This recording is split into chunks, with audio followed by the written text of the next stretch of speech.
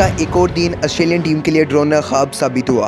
अब पहले मैच की समरी के ऊपर नजर डाल लेते हैं, फिर उसके ऊपर बात करते हैं। इंडिया ने अपनी तीसरी इनिंग 487 6 विकेटों के नुकसान के ऊपर डिक्लेयर कर दी और फिर ऑस्ट्रेलियन बैटर्स ने 12 रन के ऊपर 3 विकेट इस टाइम गिर चुकी हैं। अगर टोटली स्कोर के ऊपर बात करें तो ऑस्ट्रेलिया को इस टाइम चाहिए वो है 522 रन, यानी कि ऑस्ट्रेलियन टीम के ऊपर पहले तो पहाड़ नाजिल हो चुका था इंडियन बैटर्स की तरफ से। आप यशवी जायसवाल की बात कर ले, 100 रन किया। और सबसे बड़ी बात इस पूरे मैच को जो एक चीज़ न्यू मूवमेंट के अंदर लाती है वो है विराट कोहली की सेंचुरी। विराट कोहली बिल्कुल आउट ऑफ फॉर्म जा रहे थे। आप बात कर लें इंडिया और बांग्लादेश की सीरीज़ के अंदर, फिर इंडिया वर्सेस न्यूजीलैंड की सीरीज़ के अंदर, अब इंडिया वर्सेस ऑस्ट्रेलिया की फर्स्ट इनिंग के अंदर।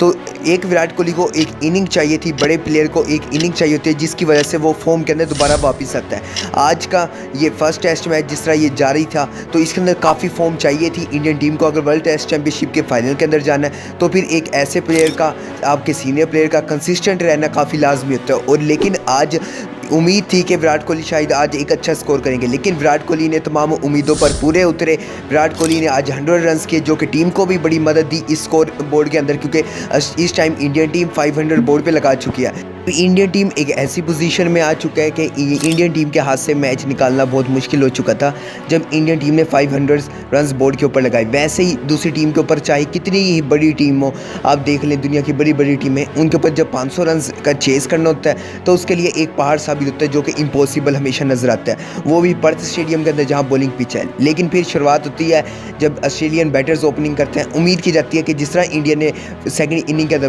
बैटिंग की, अब शायद हो सकता है कि ऑस्ट्रेलियन टीम भी सेकंड इनिंग के अंदर बड़ी अच्छी परफॉर्मेंस दिखा के दिखाए, इनके ओपनर फॉर्म में आएंगे दोबारा। लेकिन उन्हें क्या पता था इस टाइम इंडिया ने एक पीक पकड़ लिया जो उन्हें चाहिए थी। किसी भी टीम को एक छोटा सा कॉन्फिडेंस चाहिए होता है जब उनके बॉलर्स लेके आते हैं टीम के अंदर दोबारा। अब जसप्रीत बुमराह ने फर्स्ट इनिंग में जब 150 रन के ऊपर इंडिया बोल्ड आउट हुई थी तो एक कॉन्फिडेंस लेके आई थी अपनी बॉलिंग से, लेकिन अब सेकंड इनिंग के अंदर तो और भी कॉन्फिडेंस बढ़ चुका था उनके बॉलर्स का जब 500 रन का वो डिफेंड कर रहे थे। अब जसप्रीत बुमराह ने अर्ली ऑन जो प्लान किया था, उन्होंने कहा था हमने विकेटें लेनी है अर्ली ऑन जाके, फिर वो अपने प्लान के ऊपर पूरा उतरे। उन्होंने उनके ओपनर यंगस्टर मैक्स स्विनी को LBW किया। इस मैच के बाद का सबसे बड़ा टर्निंग पॉइंट तो ये हो चुका था जब जसप्रीत बुमराह ने मार्नस लगूस चेंज, वो मार्नस लगूस चेंज जिसकी 140-150 की एवरेज हो इंडिया के खिलाफ, वो भी कर दिया।